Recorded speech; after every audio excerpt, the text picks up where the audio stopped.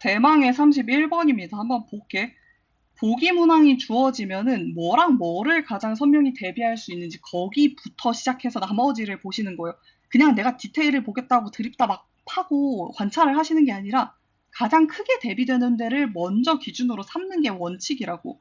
보기는 종류가 다른 실제 기체 A, B와 이상 기체 C를 C 각 1몰에 대해라고 얘기했어요. 그러면 여기서 커다랗게 대비가 뭐가 돼? 실제 기체랑 이상 기체요. 이거부터 구분을 하고 시작을 하실 거예요. 애초에 이 제시문 자체가 이상기체 상태방정식에서 반데르발스 상태방정식으로 보정한 이거를 얘기를 한 거잖아. 그치?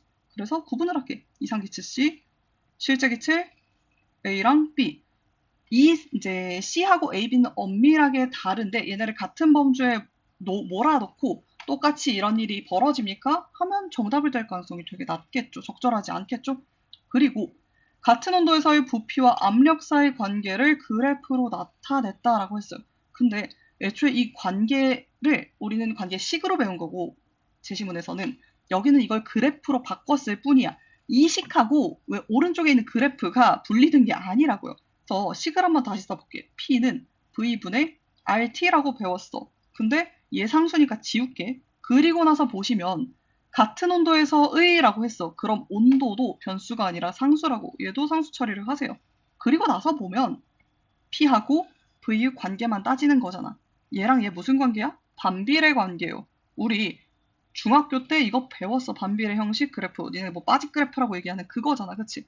그 그래프 형태로 지금 얘가 해석이 되셔야 된다고요.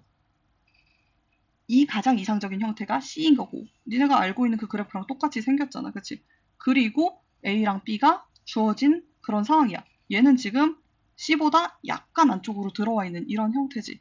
이것까지 인지를 하고 밑으로 내려갈게. 그럼 상식적인 물음의 구성 형태는 x에 따른 y 값을 묻는 것 혹은 뭐 y에 따른 x 값을 묻는 것 둘 중에 하나겠지 당연히. 그거 말고 나올 만한 게 없어요. 오케이. 멀리서 이거 선지를 하나씩 다 해결을 하지 마시고 멀리서 한번 보셔야 돼요. 보면은 압력이 P1에서 0에 가까워질수록 이라고 얘기했어. 그러면 이렇게 지금 봤을 때 요 얘기하는 거지. 그리고 압력이 P1에서 P2 사이, 압력이 P2에서 P3 사이 이런 식으로 물어봤고 4번, 5번은 둘 다 지금 P3보다 높아질 때 요 상황을 가정을 한 거네. 요렇게 하나 구획, 요렇게 하나 구획, 이렇게 질문. 이런 식으로 지금 들어왔다라는 거지. 몇 가지 상식적이에요. 압력에 따른 부피의 변화를 묻는 것처럼 보여. 근데 이 생각하셔야지. 우리 압력을 기준으로 부피가 어떻게 달라지는지 구획화해서 배운 적이 없는 것 같거든, 내 기억에는. 오른쪽을 한번 읽어봐, 그러면. A와 B 모두 분자 간 상호작용 얘기를 해요. 왜? 부피를 가지고 판단을 해야 되는데 분자 간 상호작용을 묻는다고. 이거를 보고 큰일 났다. 나 이 문제 못 푼다. 플러스 1? 이런 생각을 하실 게 아니라 얘를 이 그래프 위에 어떻게 올릴지만을 찾으면 돼요. 밑에 보면 반발력하고 인력 얘기도 있어. 1번하고 지금 묻는 게 똑같은 거지. 지금 4번까지 똑같이 물어보는 게 전부 다 반발력하고 인력 어떻게 돼요? 이런 얘기거든. 그럼 니네가 해야 될 거는 결론이 났어요. 부피랑 분자 간 상호작용, 즉 반발력하고 인력 얘 사이의 관계를 이 위에다가 그래프 위에 표현을 하실 수 있으면 문제 해결. 자, 혼자 따로 노는 애가 하나 있는데 5번 선지야. 나 이거부터 볼게. P3 이상에서 계속 높이면 A, B, C 모두 부피가 0이 되겠군이라고 했네. 이거는 말 그대로 P와 이제 V에 대해서 물어본 거잖아. 그래프 그대로 읽어주세요잖아. 내용상으로 처리할 필요도 없어요. P3 계속 높였더니 부피 0 됐니? 안 됐니? 안 됐어요. 그러면 X 처리하시면 되겠지. 그리고 나서 이제 1번부터 한번 볼게. 압력이 P1에서 0에 가까워질수록 압력을 엄청 줄였을 때 분자 간 상호작용이 어떻게 되느냐 이거를 묻고 있어. 그러니까 실제 기체지 A와 B 실제 기체에서. 근데 좀 꺼림칙할 수 있거든. 지금 상황에서는. 그러면 세모치고 넘어가시면 돼요. 분자 간 상호작용이 증가되고 있음을 알 수 있어. 이거 인력인지 반발력인지 잘 모르겠는데? 그럼 물음표 달아. 그리고 밑으로 내려갈게. 압력이 P1과 P2 사이라고 얘기를 했어. 그때 A가 B에 비해 반발력보다 인력 영향을 더 크게 받는가? 라고 물어봤네. 그럼 이제 인력이 더 큰가? 이거를 지금 물어보는 거 맞아? 이제 반발력, 인력하고 부피를 어떻게 연결시킬 수 있는지 한번 찾아볼게. 어... 자, 여기 이런 얘기 있네. 일반적인 기체 상태. 아마 실제 기체겠지. 지금 단락 보니까 에서 분자 간 상호작용은 대부분 분자 간 인력에 의해 일어난다. 라고 했는데 얘를 부피랑 연결은 바로 못하겠어. 여기 온도를 높이면 기체 분자의 운동 에너지 이런 얘기를 하기는 했거든. 근데 문제는 온도를 높였대. 우리는 온도를 상수 취급을 했단 말이야. 그럼 여기 있는 부분은 쓸 수가 없다라고 생각을 하셔야 돼요. 그리고 나서 쭉 넘어와서 보시면은 유혹적인 문장이 있기는 해. 이런 거. 근데 잘 보셔야 돼. 잘. 어, 실제 기체는 분자 사이의 인력에 의한 상호작용으로 분자들이 서로 끌어당김으로 이상 기체보다 압력이 낮아진다. 이런 얘기가 있거든. 그러면은 애들이 이거 보고 분자들이 서로 거리가 줄어들고 거리랑 압력이 지금 같은 경향성 이렇게 생각하는 경우가 있는데 애들이 멘탈 갈렸을 때 이런 식으로 제일 많이 읽어. 그렇게 읽으시는 게 아니에요. 얘가 어떤 단락에 있고 이게 어떤 전제에 있는지를 그러니까 뭔가를 인용을 해올 때는 그거를 고려를 해서 인용을 해야 되거든. 보시면 어떤 단락에 있어? 지금 반데르발스 상태방 정식 그 보정하는 과정에 있지. 그러면 얘가 지금 실제 기체에 대한 얘기를 하는 것 같아. 근데 문제는 보시면 비교급이에요. 실제 기체는 하면서 이상 기체보다 압력이 낮아진다고 했지 그냥 압력이 낮아지는 게 아니에요.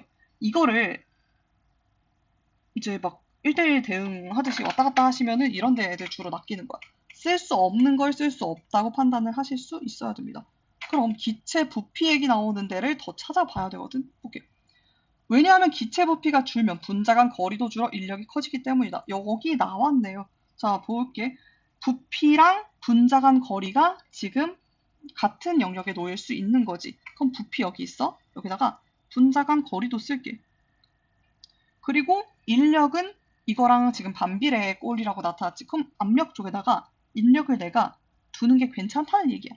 근데 그럼 반발력은요? 라고 생각을 하는 게 상식이지 당연히. 아, 반발력은 어땠어? 인력하고 반발력은 이제 얘들 지금 약간 기량작용에 놓여 있는 그런 단어였잖아.